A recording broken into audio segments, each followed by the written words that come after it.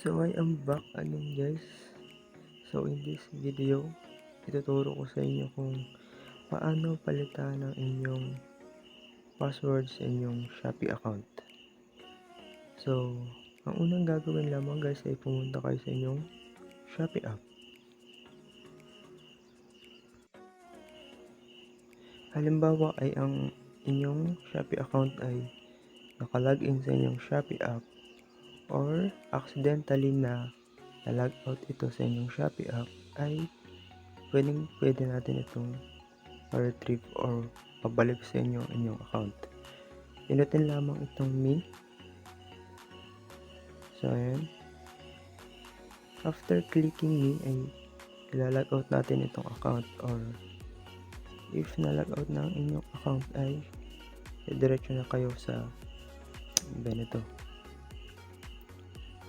So pinutin lang ulit ng me and then click login.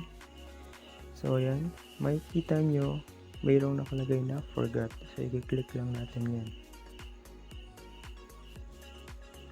So ilalagay mo ngayon dito yung number ng account mo.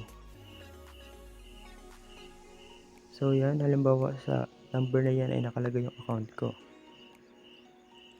So yan, i-type lang natin. So antay lang na mag-text sa inyo ang verification code and then ilagay lang ito dito.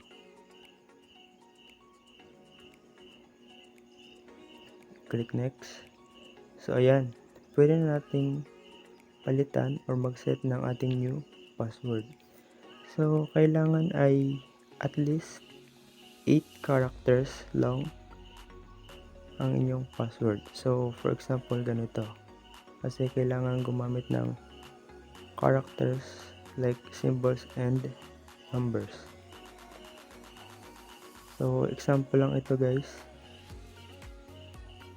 and after nyan ay i-click mo na ang okay, and then successfully na napalitan na ang iyong password ng inyong account. So if ever na na-lost o nawala ang inyong SIM card na ginagamit nyo sa inyong account, ay maaari ko itong gawan ng another video. So until next video guys, see you again. Thank you for watching.